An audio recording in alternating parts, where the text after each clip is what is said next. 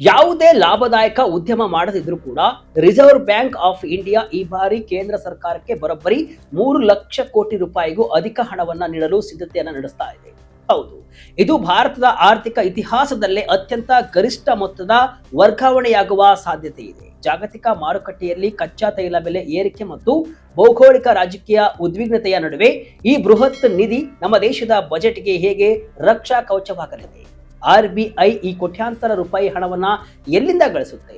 ಇದರ complete details ಇಲ್ಲಿದೆ. S ವೀಕ್ಷಕರೇ, ಭಾರತದ ಆರ್ಥಿಕ ವ್ಯವಸ್ಥೆಯಲ್ಲಿ ಕೇಂದ್ರ ಸರ್ಕಾರ ಮತ್ತು ರಿಸರ್ವ್ ಬ್ಯಾಂಕ್ ಆಫ್ ಇಂಡಿಯಾ ನಡುವಿನ ಹಣಕಾಸು ವ್ಯವಹಾರಗಳು ಯಾವಾಗಲೂ ಅತ್ಯಂತ ಇಂಟ್ರೆಸ್ಟಿಂಗ್ ಆಗಿರುತ್ತೆ.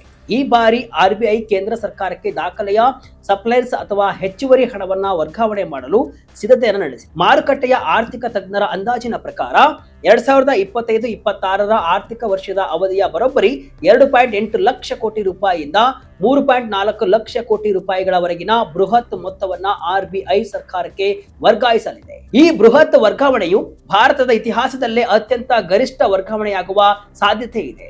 ಹಾಗಾದ್ರೆ ಈ ಸರ್ಪ್ರೈಸ್ ಹಣ ಅಂದ್ರೆ ಏನು? RBI ಇದನ್ನ ಹೇಗೆ ಗಳಿಸುತ್ತೆ ಮತ್ತು ಇದರಿಂದ ದೇಶದ ಬಜೆಟ್ ಮತ್ತು ಜನಸಾಮಾನ್ಯರ ಮೇಲೆ ಯಾವ ರೀತಿಯ ಪರಿಣಾಮಗಳು ಉಂಟಾಗುತ್ತೆ? ಈ ಎಲ್ಲ ಆರ್ಥಿಕ ರಹಸ್ಯಗಳ ಕಂಪ್ಲೀಟ್ ವಿವರ ಇಲ್ಲಿದೆ. ನಾನು ಶಿವಮೂರ್ತಿ ಸ್ವರ್ಪ.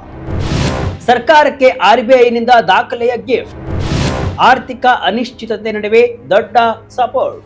ಹೌದು ವೀಕ್ಷಕರೇ, ಪ್ರಸ್ತುತ ಜಾಗತಿಕ ಆರ್ಥಿಕತೆಯಲ್ಲಿ ಸಾಕಷ್ಟು ಏರುಪೇರುಗಳು ಕಾಣಿಸ್ತಿವೆ. ಜಾಗತಿಕ ಮಟ್ಟದಲ್ಲಿ ಭೌಗೋಳಿಕ ರಾಜಕೀಯ ಉದ್ವಿಗ್ನತೆ ಹೆಚ್ಚಾಗಿದೆ ಮತ್ತು ಅಂತಾರಾಷ್ಟ್ರೀಯ ಮಾರುಕಟ್ಟೆಯಲ್ಲಿ ಬಂಡವಾಳದ ಹರಿವು ಅತ್ಯಂತ ಅಸ್ಥಿರವಾಗಿದೆ.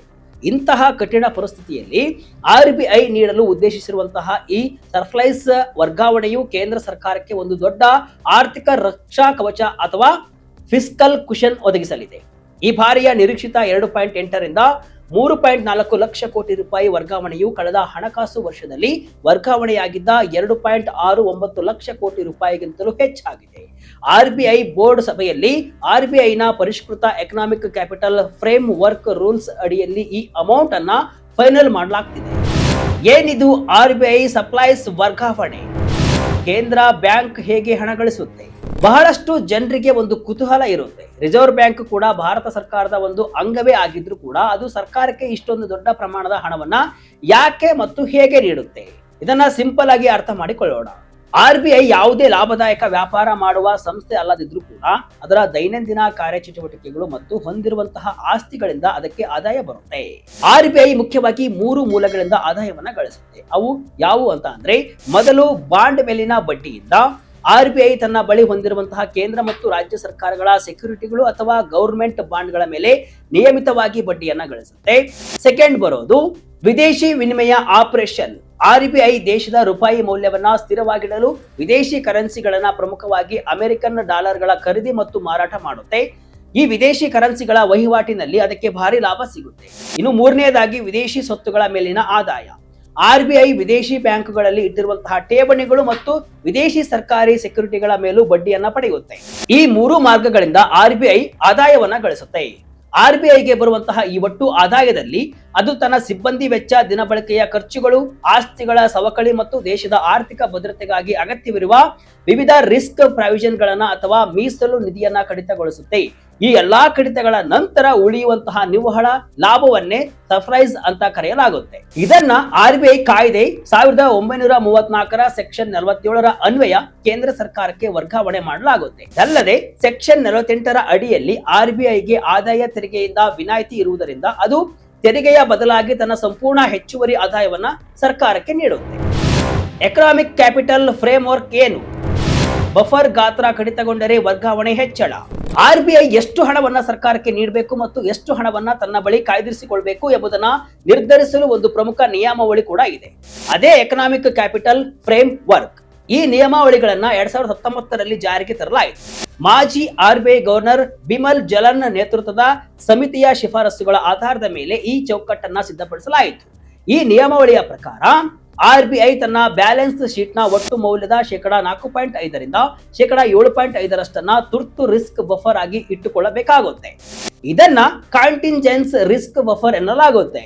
ಕಳೆದ ಹಣಕಾಸು ವರ್ಷದಲ್ಲಿ RBI ಈ ಬಫರ್ ಅನ್ನ ಗರಿಷ್ಠ ಮಿತಿಯಾದ 7.5% ನಲ್ಲಿ ಇಟ್ಟಿತ್ತು. ಆದಾಗ್ಯೂ ಸರ್ಕಾರಕ್ಕೆ 2.69 ಲಕ್ಷ ಕೋಟಿ ರೂಪಾಯಿಯ ಭಾರಿ ಮೊತ್ತ ಸಿಕ್ಕಿತ್ತು. ಪ್ರಸಕ್ತ ಹಣಕಾಸು ವರ್ಷದಲ್ಲಿ RBI ಮಂಡಳಿಯು ಈ ಕಾಂಟಿಂಜೆನ್ಸಿ ರಿಸ್ಕ್ ಬಫರ್ ಅನ್ನ 7.5% ನಿಂದ 6.5%ಗೆ ಇಳಿಸಿದ್ರೆ ಸರ್ಕಾರಕ್ಕೆ ಸಿಗುವ ಹೆಚ್ಚುವರಿ ಹಣದ ಪ್ರಮಾಣ ಮತ್ತಷ್ಟು ಹೆಚ್ಚಾಗಲಿದೆ. ಇದರಿಂದಾಗಿ ಒಟ್ಟು ವರ್ಗಾವಣೆ ಮೊತ್ತವು ಅಂದಾಜಿನ ಗರಿಷ್ಠ ಮಿತಿಯಾದ 3.4 ಲಕ್ಷ ಕೋಟಿ ರೂಪಾಯಿಗೆ ತಲುಪಬಹುದು ಅಂತ ಆರ್ಥಿಕ ವಿಶ್ಲೇಷಕರು ಲೆಕ್ಕಾಚಾರವನ್ನು ಹಾಕಿದ್ದಾರೆ. 5 ವರ್ಷದ RBI ಸಪ್ಲೈಸ್ ವರ್ಗಾವಣೆ ಹೇಗಿದೆ? ವರ್ಷದಿಂದ ವರ್ಷಕ್ಕೆ ಹೆಚ್ಚುತ್ತಿರುವ ಆದಾಯ. RBI ಪ್ರತಿ ವರ್ಷ ಸರ್ಕಾರಕ್ಕೆ ವರ್ಗಾಯಿಸುತ್ತಿರುವಂತಹ ಸಪ್ಲೈಸ್ ಮೊತ್ತವು ಕಳೆದ ಕೆಲವು ವರ್ಷಗಳಿಂದ ನಿರಂತರವಾಗಿ ಏರಿಕೆ ಆಗ್ತಾ ಇದೆ. ಕಳೆದ 5 ವರ್ಷಗಳ ಸಪ್ಲೈಸ್ ಅಮೌಂಟ್ ಅನ್ನ ನೋಡುವುದಾದ್ರೆ 2021-2022ರಲ್ಲಿ 0.90 ಲಕ್ಷ ಕೋಟಿ ಅಂದ್ರೆ 90,000 ಕೋಟಿ ರೂಪಾಯಿ ಸಪ್ಲೈಸ್ ಅಮೌಂಟ್ ಅನ್ನ RBI ಕೇಂದ್ರ ಸರ್ಕಾರಕ್ಕೆ ವರ್ಗಾಯಿಸಿತ್ತು. ಸಾಮಾನ್ಯ ಪ್ರಮಾಣದ ವರ್ಗಾವಣೆ, ಯಾವುದೇ ವಿಶೇಷ ಲಾಭಾಂಶ ಇರಲಿಲ್ಲ. 2022-23ರಲ್ಲಿ 87,000 ಕೋಟಿ ರೂಪಾಯಿಯನ್ನ ವರ್ಗಾಯಿಸಿತ್ತು. ಇದು 2022ರ ಆರ್ಥಿಕ ವರ್ಷಕ್ಕಿಂತ ಸ್ವಲ್ಪ ಕಡಿಮೆ ಇತ್ತಾದ್ರೂ ಕೂಡ ಆರೋಗ್ಯಕರ ಮಟ್ಟದಲ್ಲಿ ಇತ್ತು. 2023-24ರಲ್ಲಿ 1.76 ಲಕ್ಷ ಕೋಟಿ ರೂಪಾಯಿ ಅಮೌಂಟ್ ಅನ್ನ ಕೇಂದ್ರಕ್ಕೆ RBI ನೀಡಿತ್ತು. ಈ ಅವಧಿಯಲ್ಲಿ ದಾಖಲೆಯ ವರ್ಗಾವಣೆ ಕಂಡು ಬಂದಿತ್ತು. 2024-25ರ ಆರ್ಥಿಕ ವರ್ಷದಲ್ಲಿ 2.69 ಲಕ್ಷ ಕೋಟಿ ರೂಪಾಯಿಯನ್ನ ಕೇಂದ್ರಕ್ಕೆ RBI ನೀಡಿತ್ತು. ಇದು RBI ಕೇಂದ್ರ ಮಂಡಳಿಯು ಅನುಮೋದಿಸಿದ ಐತಿಹಾಸಿಕ ಮತ್ತು ಗರಿಷ್ಠ ವರ್ಗಾವಣೆ. ಆರ್ಥಿಕ ವರ್ಷದಲ್ಲಿ 2025-26ರಲ್ಲಿ ಅಂದಾಜು 2.8 ರಿಂದ 3.4 ಲಕ್ಷ ಕೋಟಿ ರೂಪಾಯಿಯನ್ನ RBI ಕೇಂದ್ರಕ್ಕೆ ನೀಡುವ ಸಾಧ್ಯತೆ ಇದೆ. ಇದು ಮಾರುಕಟ್ಟೆ ನಿರೀಕ್ಷೆಗಳ ಪ್ರಕಾರ ಹೊಸ ಇತಿಹಾಸ ಸೃಷ್ಟಿಸುವ ಸಾಧ್ಯತೆ ಇದೆ. ಈ ಅಂಕಿಅಂಶಗಳನ್ನು ಗಮನಿಸಿದರೆ ಒಂದೆಡೆ 2013ರ ಅವಧಿಯಲ್ಲಿ ಕೇವಲ 13,000 ಕೋಟಿ ರೂಪಾಯಿಯಷ್ಟಿದ್ದ RBI ವರ್ಗಾವಣೆಯು ಇಂದು ಲಕ್ಷ ಕೋಟಿಗಳ ಗಡಿಯನ್ನ ದಾಟಿದೆ. ಇತ್ತೀಚಿನ ವರ್ಷಗಳಲ್ಲಿ RBIನ ವಿದೇಶಿ ಕರೆನ್ಸಿ ವಹಿವಾಟು ಮತ್ತು ಭಾರತೀಯ ಬಾಂಡ್ಗಳ ಮೇಲಿನ ಬಡ್ಡಿಯ ಗಳಿಕೆ ಭಾರಿ ಪ್ರಮಾಣದಲ್ಲಿ ಹೆಚ್ಚಿರುವುದು ಇದಕ್ಕೆ ಪ್ರಮುಖ ಕಾರಣ ಅಂತ ಹೇಳಬಹುದು. ಈ ಬಾರಿ ಇಷ್ಟೊಂದು ಲಾಭ ಬಂದಿದ್ದು ಹೇಗೆ? ಇಷ್ಟು ದಿನ ಇಲ್ಲದಿದ್ದ ಇಷ್ಟೊಂದು ಲಾಭ ಹೀಗೇಕೆ ಬಂತು ಅಂತ ನೀವು ಕೇಳಬಹುದು. ಈ ಹಣಕಾಸು ವರ್ಷದಲ್ಲಿ RBIಗೆ ಇಷ್ಟೊಂದು ದೊಡ್ಡ ಪ್ರಮಾಣದ ಆದಾಯ ಬರಲು 2 ಪ್ರಮುಖ ಆರ್ಥಿಕ ಕಾರಣಗಳಿವೆ. ಮೊದಲನೇ ಅಂಶವಾಗಿ ಸರ್ಕಾರಿ ಬಾಂಡ್ಗಳ ಮುಕ್ತ ಮಾರುಕಟ್ಟೆ ಕಾರ್ಯಾಚರಣೆ ಪ್ರಮುಖವಾಗುತ್ತೆ. ಆರ್ಥಿಕತೆಯಲ್ಲಿ ಲಿಕ್ವಿಡಿಟಿ ಅಥವಾ ನಗದು ಹರಿವನ್ನ ನಿಯಂತ್ರಿಸಲು RBI ಮುಕ್ತ ಮಾರುಕಟ್ಟೆಯಲ್ಲಿ ಗವರ್ಮೆಂಟ್ ಬಾಂಡ್ಗಳನ್ನ ಹೆಚ್ಚಿನ ಪ್ರಮಾಣದಲ್ಲಿ ಖರೀದಿ ಮತ್ತು ಮಾರಾಟ ಮಾಡಿದೆ. ಬಾಂಡ್ ಈಲ್ಡ್ ಹೆಚ್ಚಾಗಿದ್ದ ಅವಧಿಯಲ್ಲಿ RBI ನಡೆಸಿದ ಈ ವ್ಯವಹಾರಗಳಿಂದ ಅದಕ್ಕೆ ಹೆಚ್ಚಿನ ಬಡ್ಡಿಯ ಆದಾಯ ಲಭಿಸಿದೆ. ಇನ್ನು ಎರಡನೇ ಅಂಶ ವಿದೇಶಿ ವಿನಿಮಯ ಮಾರುಕಟ್ಟೆಯಲ್ಲಿ ಹಸ್ತಕ್ಷೇಪ. ರೂಪಾಯಿ ಮೌಲ್ಯವು ಕುಸಿಯದಂತೆ ತಡೆಯಲು RBI US ಡಾಲರ್ ಅನ್ನ ಭಾರಿ ಪ್ರಮಾಣದಲ್ಲಿ ಮಾರಾಟ ಮಾಡಿದೆ. ವರದಿಗಳ ಪ್ರಕಾರ RBI ಫೆಬ್ರವರಿವರೆಗೂ ಸುಮಾರು $166 ಬಿಲಿಯನ್ ಮತ್ತು ಕೇವಲ ಮಾರ್ಚ್ ತಿಂಗಳಲ್ಲಿ $40 ಬಿಲಿಯನ್ ಗಿಂತ ಹೆಚ್ಚಿನ ಮೌಲ್ಯದ ವಿದೇಶಿ ಕರೆನ್ಸಿಯನ್ನ ಮಾರಾಟ ಮಾಡಿದೆ.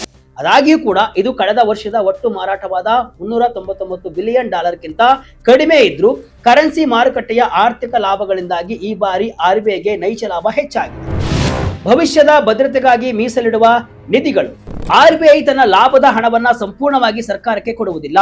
ದೇಶದ ಹಣಕಾಸು ವ್ಯವಸ್ಥೆಯ ಸ್ಥಿರತೆಯನ್ನ ಕಾಪಾಡಲು ಅದು ವಿಭಿನ್ನ ನಿಧಿಗಳನ್ನ ನಿರ್ವಹಿಸುತ್ತೆ. ಫಸ್ಟ್ ಕಾಂಟಿಜೆನ್ಸಿ ಫಂಡ್ ಬರುತ್ತೆ. ಇದು ಯಾವುದೇ ದೇಶದಲ್ಲಿ ಎದುರಾಗಬಹುದಾದ ಆರ್ಥಿಕ ಬಿಕ್ಕಟ್ಟು, ಬ್ಯಾಂಕಿಂಗ್ ಕುಸಿತ ಅಥವಾ ಕರೆನ್ಸಿ ಮೌಲ್ಯದ ತೀವ್ರ ಏರಿಳಿತವನ್ನ ನಿಭಾಯಿಸಲು ಇಟ್ಟುಕೊಳ್ಳುವ ತುರ್ತು ನಿಧಿ ಆಗಿದೆ. ಜಲನ್ ಸಮಿತಿಯ ಪ್ರಕಾರ ಇದು ಬ್ಯಾಲೆನ್ಸ್ ಶೀಟ್ ನ 5.5% ನಿಂದ 6.5% ನಷ್ಟಿರಬೇಕು.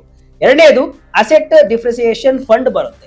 RBI ಹೊಂದಿರುವಂತಹ ವಿದೇಶಿ ವಿನಿಮಯ ಮತ್ತು ದೀರ್ಘಕಾಲೀನ ಹೂಡಿಕೆಗಳ ಆಸ್ತಿ ಮೌಲ್ಯವು ಕಡಿಮೆ ಆದಾಗ ಉಂಟಾಗುವ ನಷ್ಟವನ್ನ ಸರಿದೂಗಿಸಲು ಈ ನಿಧಿಯನ್ನ ಬಳಸಲಾಗುತ್ತೆ. ಇನ್ನು ಮೂರನೆಯದು ಕರೆನ್ಸಿ ಮತ್ತು ಚಿನ್ನದ ಮೌಲ್ಯಮಾಪನ ಖಾತೆ. ಇದು RBI ಹೊಂದಿರುವ ಚಿನ್ನ ಮತ್ತು ಡಾಲರ್ ಮೌಲ್ಯಗಳು ಅಂತಾರಾಷ್ಟ್ರೀಯ ಮಾರುಕಟ್ಟೆಯಲ್ಲಿ ನಿರಂತರವಾಗಿ ಬದಲಾಗ್ತಾ ಇರ್ತವೆ. ಈ ನೋಷನಲ್ ಅಥವಾ ಅನಿಶ್ಚಿತ ಏರಿಳಿತಗಳನ್ನ ನಿಭಾಯಿಸಲು CGRA ಖಾತೆಯನ್ನ ಕಾಯ್ದಿರಿಸಲಾಗುತ್ತೆ. ಈ ಅಕೌಂಟ್ ನಲ್ಲಿ ಜಾಸ್ತಿ ವ್ಯಾಲ್ಯೂ ಬಂದಾಗ ನಿಯಮಾವಳಿಯ ಅಡಿಯಲ್ಲಿ ಅದನ್ನ ಹೆಚ್ಚುವರಿ ಬಂಡವಾಳವಂತ ಪರಿಗಣಿಸಿ ಸರ್ಕಾರಕ್ಕೆ ವರ್ಗಾಯಿಸಲು ಅವಕಾಶ ಸಿಗುತ್ತೆ. ಜನಸಾಮಾನ್ಯರಿಗೆ ಇದರಿಂದ ಏನ್ ಲಾಭ? ದೇಶದ ಬಜೆಟ್ ಮತ್ತು ವಿತ್ತೀಯ ಕೊರತೆಯ ಮೇಲೆ RBIನ ಈ ನಿರ್ಧಾರದಿಂದ ಆಗುವ ಪರಿಣಾಮ ಏನು? ಜನರಿಗೆ ಏನ್ ಲಾಭ ಎಂಬುದನ್ನು ಗಮನಿಸಿದ್ರೆ RBIನಿಂದ ಸಿಗುವ ಈ ಭಾರಿ ಮೊತ್ತವು ದೇಶದ ಬಜೆಟ್ ಮತ್ತು ಸರ್ಕಾರದ ಹಣಕಾಸು ಪರಿಸ್ಥಿತಿಗೆ ಬೂಸ್ಟರ್ ಡೋಸ್ ಅನ್ನ ನೀಡಲಿದೆ. ಕೇಂದ್ರ ಸರ್ಕಾರವು ತನ್ನ ಬಜೆಟ್ನಲ್ಲಿ RBI ಹಾಗೂ ಇತರ ಸಾರ್ವಜನಿಕ ವಲಯದ ಬ್ಯಾಂಕ್ಗಳಿಂದ ಒಟ್ಟು 2.56 ಲಕ್ಷ ಕೋಟಿ ರೂಪಾಯಿ ಲಾಭಾಂಶ ಬರಬಹುದು ಅಂತ ಅಂದಾಜಿಸಿತ್ತು. ಆದರೆ ಈಗ ಕೇವಲ RBI ಒಂದರಿಂದಲೇ 2.8 ಲಕ್ಷ ಕೋಟಿ ರೂಪಾಯಿಗೂ ಅಧಿಕ ಹಣ ಸಿಗ್ತಾ ಇರುವುದರಿಂದ ಸರ್ಕಾರದ ಬೊಕ್ಕಸಕ್ಕೆ ನಿರೀಕ್ಷೆಗಿಂತ ಹೆಚ್ಚಿನ ಹಣ ಬರಲಿದೆ. ಇದರೊಂದಿಗೆ ಸಾರ್ವಜನಿಕ ವಲಯದ ಬ್ಯಾಂಕ್ಗಳು ಕೂಡ ಈ ವರ್ಷ ಸುಮಾರು 2 ಲಕ್ಷ ಕೋಟಿ ರೂಪಾಯಿನಷ್ಟು ದಾಖಲೆಯ ನಿವ್ವಳ ಲಾಭವನ್ನ ವರದಿ ಮಾಡಿದ್ದು ಸರ್ಕಾರದ ಒಟ್ಟು ಡಿವಿಡೆಂಡ್ ಆದಾಯವು ಮತ್ತಷ್ಟು ಹೆಚ್ಚಾಗಲಿದೆ. ಇದು ಸರ್ಕಾರಕ್ಕೆ ಮೂಲಸೌಕರ್ಯ ಅಭಿವೃದ್ಧಿ, ರಕ್ಷಣೆ ಮತ್ತು ಇತರ ಜನಕಲ್ಯಾಣ ಯೋಜನೆಗಳಿಗೆ ಹೆಚ್ಚಿನ ಹಣವನ್ನ ಖರ್ಚು ಮಾಡಲು ಸಹಾಯ ಮಾಡುತ್ತೆ. ಆರ್ಥಿಕ ತಜ್ಞರ ಪ್ರಕಾರ ಸರ್ಕಾರವು ಈಗಾಗಲೇ ಈ ಆದಾಯದ ಅಂದಾಜನ್ನ ಬಜೆಟ್ನಲ್ಲಿ ಗಣನೆಗೆ ತೆಗೆದುಕೊಂಡಿರುವುದರಿಂದ ಇದು ವಿತ್ತೀಯ ಕೊರತೆಯ ಲೆಕ್ಕಾಚಾರಗಳನ್ನ ಸಂಪೂರ್ಣವಾಗಿ ಬದಲಾಯಿಸದೇ ಇರಬಹುದು. ಆದರೆ ಸರ್ಕಾರದ ಮಾರುಕಟ್ಟೆ ಸಾಲದ ಹೊರೆಯನ್ನ ಕಡಿಮೆ ಮಾಡಲು ಅದು ಖಂಡಿತವಾಗಿ ನೆರವಾಗುತ್ತೆ. ಒಟ್ನಲ್ಲಿ RBIನ ಈ ದಾಖಲೆಯ ಸಪ್ಲೈಸ್ ವರ್ಗಾವಣೆಯು ದೇಶದ ಬಜೆಟ್ ನಿರ್ವಹಣೆಗೆ ಹೆಚ್ಚಿನ ಶಕ್ತಿ ನೀಡಲಿದೆ. ಅದೇ ಸಮಯದಲ್ಲಿ ತನ್ನ ಸ್ವಾಯತ್ತತೆ ಮತ್ತು ದೇಶದ ಆರ್ಥಿಕ ಭದ್ರತೆಯ ರಿಸ್ಕ್ ಬಫರ್ಗಳನ್ನ ಬ್ಯಾಲೆನ್ಸ್ ಮಾಡುತ್ತಾ RBI ಕೈಗೊಳ್ಳುವ ಈ ನಿರ್ಧಾರವು ಭಾರತದ ಎಕನಾಮಿಕ್ ಸ್ಟೆಬಿಲಿಟಿಯನ್ನ ಎತ್ತಿ ಹಿಡಿಯುತ್ತೆ. ಈ ಬಗ್ಗೆ ನಿಮಗೇನು ಅನ್ಸುತ್ತೆ? ಕಮೆಂಟ್ ಮೂಲಕ ತಿಳಿಸಿ. ಇದಿಷ್ಟು ಇವತ್ತಿನ ವಿಶೇಷ. ಇದೇ ರೀತಿಯ ಹಲವು ವಿಶ್ಲೇಷಣೆ, ಮಾಹಿತಿ ಅಷ್ಟೇ ಅಲ್ಲ, ಮನೋರಂಜನೆಯ ವಿಡಿಯೋಗಳಿಗಾಗಿ ವಿಜಯ ಕರ್ನಾಟಕ ವೆಬ್ಸೈಟ್, ಫೇಸ್ಬುಕ್ ಹಾಗೂ ಯೂಟ್ಯೂಬ್ ಪೇಜ್ ಅನ್ನು ಫಾಲೋ ಮಾಡಿ. ಧನ್ಯವಾದಗಳು.